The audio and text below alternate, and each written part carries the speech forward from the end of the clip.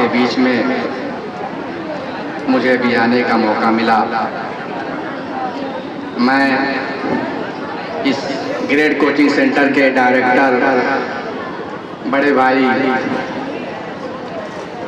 बरकतुल्लाह अंसारी साहब को और उनकी पूरी टीम को मुबारकबाद पेश करता हूँ। मेरे भाई मेरी बहनें बैठी हुई हैं, मैं आप सबके बीच में हाजिर हुआ और आप सबका मैं तहे दिल से शुक्रिया अदा करता हूँ। आज के इस खूबसूरत प्रोग्राम में पहली बार मेरी हाजिरी हुई है। कई सालों से सोच रहा था आप सबके बीच में आने के लिए, क्योंकि हर साल इनका प्रोग्राम काफ़ी शानदार और जानदार होता है। तो निश्चित तौर पे जब इस तरह के कहीं भी कोई प्रोग्राम होते हैं तो उसमें अगर हम सबको शिरकत करने का मौका मिल जाए तो हम सब के लिए बड़े फख्र और बड़े खुशी की बात होगी। हमारे बीच में हमारे मुअज़्ज़ज़ सामईन भी बैठे हुए हैं, बड़े बुजुर्ग भी हमारे बीच में हैं। आप सब के बीच में आज के इस प्रतिभा सम्मान समारोह में अगर मुझे कुछ बोलने का मौका मिल रहा है तो यकीनन ये मेरे लिए बड़ी खुशी की बात है। जिंदगी की हर कहानी बेअसर हो जाएगी, जिंदगी की हर कहानी बेअसर हो जाएगी। हम न होंगे तो दुनिया दरबदर हो जाएगी। जिंदगी की हर कहानी बेअसर हो जाएगी। हम न होंगे तो ये दुनिया दरबदर हो जाएगी। पाँव पत्थर करके छोड़ेंगे अगर रुक जाइए और चलते रहिए तो जमी भी हम सफर हो जाएगी। मेरे भाइयों मेरी बहनों, मैं आपके बीच में आया हूँ तो आपके हौसले को बढ़ाने के लिए आया हूँ, आपके उत्साह को बढ़ाने के लिए आया हूँ। ये प्रतिभा सम्मान समारोह जो होता है यकीनन बड़े खुशी का पल होता है और बड़ा भाव पल होता है। हमारे बहुत से भाई और बहनें अभी इसी पर प्रोग्राम में पुरस्कार से नवाजे जाएंगे। बहुत से लोग इससे महरूम भी होंगे, लेकिन मैं आपको बताने आया हूँ कि आपको हिम्मत नहीं हारनी है, आपको अपने हौसले को कम नहीं करना है। आज अगर आपको इस खूबसूरत प्रोग्राम में आपको इस प्रतिभा सम्मान समारोह में अगर पुरस्कार को मिलने का मौका नहीं मिल रहा है तो आज ये अहद कर करके आप यहाँ से जाना, यकीन और विश्वास कर करके जाना कि आने वाले समय में जब अगले साल यहाँ पे इस तरह के प्रोग्राम होंगे तो उस फहरिस्त में हमारा भी नाम शामिल होगा। सोचने से कहाँ मिलते हैं तमन्नाओं के शहर, चलना भी जरूरी होता है मंजिल के पाने के लिए। आपको संघर्ष करना पड़ेगा। तालीम एक ऐसी चीज है, शिक्षा एक ऐसा मुकाम है, एक ऐसी चीज है जिसे हासिल करना हमारे और आपके लिए सबके लिए जरूरी होता है।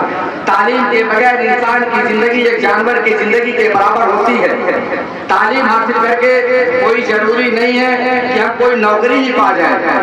तालीम हासिल करके हम एक अच्छा डॉक्टर बन सकते हैं, तालीम हासिल करके हम एक अच्छा इंजीनियर बन सकते हैं, तालीम हासिल करके एक हम अच्छा सामाजिक नेता भी बन सकते हैं, तालीम हासिल करके हम एक अच्छा राजनेता भी बन सकते हैं, तालीम हासिल करके हम एक अच्छा शिक्षक भी बन सकते हैं, तालीम हासिल करके हम एक अच्छा लेखक भी बन सकते हैं, तालीम हासिल करके हम समाज में अपने जीने का सलीका मालूम कर सकते हैं, हम तालीम हासिल करके समाज में जीने का हुनर मालूम कर सकते हैं। तालीम से हमें छोटे और बड़े का फर्क मालूम होता है। तालीम से हमें ये मालूम होता है कि हमें अपने बड़ों से मिलने का तरीका हमारा कैसा होना चाहिए। तालीम से हमें ये मालूम होता है कि हमें अपने छोटों से प्यार कैसे करना चाहिए। हमको बड़े और छोटे का फर्क मालूम होता है। ये हासिल करना जरूरी है। तालीम के बगैर जिंदगी इंसान की